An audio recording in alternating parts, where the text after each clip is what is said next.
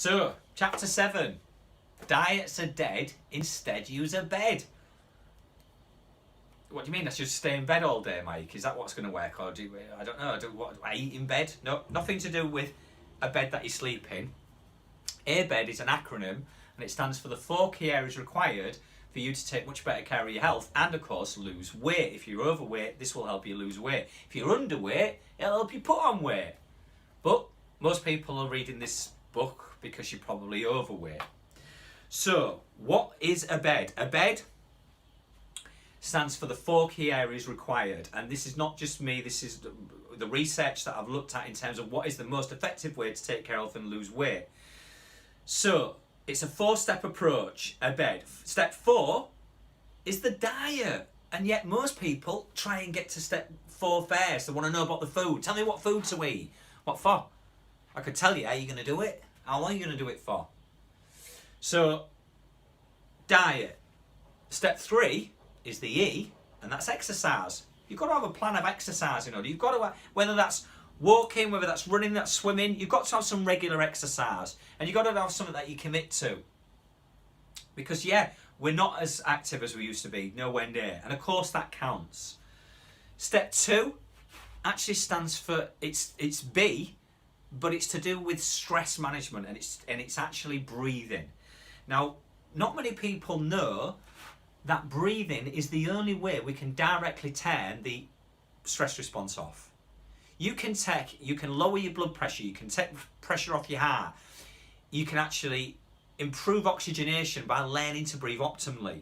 And even less people know that Mike Clark, me, is a breathing specialist. I actually went as far as to Moscow, and I trained around nearly 20 years ago now, trained in something called Buteyko breathing. Now, Buteyko breathing is a phenomenally powerful breathing technique. It's very simple to learn. It takes a while to master, but very simple to learn. And as long as it's taught in the right way, it can be extremely effective. Now, the Buteyko method has got numerous medical trials showing massive success with conditions such as asthma. It was discussed in the UK Parliament. It's been on BBC television. Make sure you go on YouTube, put something called QED, breathless, and you'll see. But yet, doctors weren't interested. UK doctors, American, not really interested. Why? Because a couple of reasons. One, it empowers the patient, takes the power away from the doctor. They've got all the answers. You shouldn't. How many times have you been to the doctors and they say, oh, you've Googled, you should really, it's not really to do with that. Let me have a look what medicine I can prescribe, yeah? And so, it takes away the power from the patient, but also it takes the money away from the drug industry.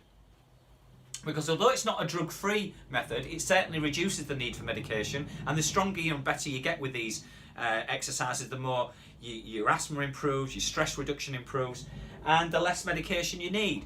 So, although Buteyko is part of what I teach, I also teach specialist breathing methods, and I also, my original training is in stress management. So 25 years ago I qualified as a stress management consultant, and it's all to do with stress. You know, over half of us are chronically stressed now, and stress affects sleep, it affects digestion, and if you're actually stressed, the body produces the wrong chemicals, and it actually rejects food. So the more you're eating when you're stressed and eating the wrong types of food, it's a vicious cycle. So one of the ways is to learn to breathe properly, and you'll find out in here how to do it. This, by learning to breathe properly, will reduce your need or reduce the stress levels. And A is step 1, and we've already covered, of course, step 1 of how to lose weight properly for life is attitude. And in the book, it talks about if most people want you to lose weight to feel great, but to make it easier, let's start to feel great about losing weight. Again, tapping into feelings. Your feelings are much stronger than your thoughts. You know, so if we can start to mix the feelings and your thoughts and understand it and start getting your head clear about what it is that you have to do, the part you have to play to get to where you want to get to.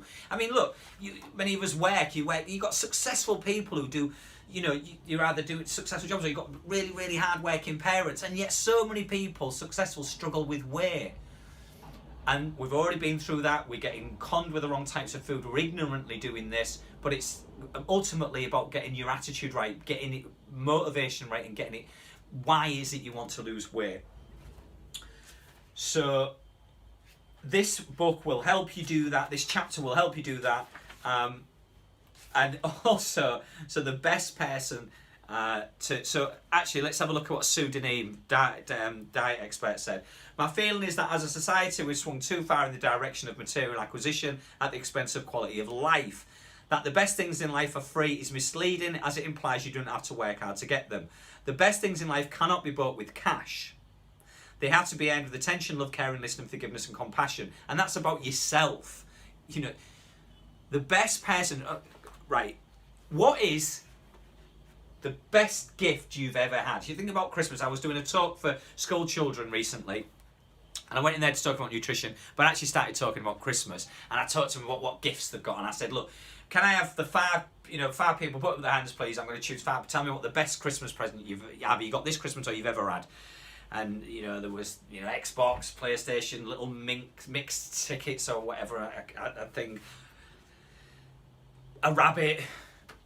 And I said, right, okay, they all sound fantastic, brilliant presents. What if there was another gift that you've all got that's something miles better than that? Absolutely miles better. And I said, if I told you had a gift that's absolutely miles better. So let me ask you about your gifts that you got now. Say that someone with an Xbox, there was 2 kids sat with Xbox. So I said, would you let your friend pour, say, or your little brother or whatever, fizzy orange onto it? No. All right, you with a bike there, would you leave your bike outside? No, I wouldn't leave my bike outside. No, right, so you'd really, really guard. I say, whose job is it to protect your gift? Oh, it's my job. It's our job, my job. Right, so if your little cousin was pouring fizzy orange on, you wouldn't become, you'd stop him doing it. Yeah. So it's your job to look after you. Absolutely. What if I told you that there's a gift even greater than this? It's the most precious gift we have in our lives. And many of us do not guard it properly at all. We don't even respect it. And of course, the gift I'm talking about is the gift of health. That's right, the gift of health. It's your job to look after your health, not the doctors. It's your job first and foremost. And that comes with prevention. That comes with a genuine interest to understand. And my job is to try and, in this book, to try and really, really get to you and just really get you to understand how easy weight loss is. But really, how the more you eat real food, the less problems you're going to have in health-wise and the less problems you're going to have weight-wise. Enjoy the chapter. Bye for now.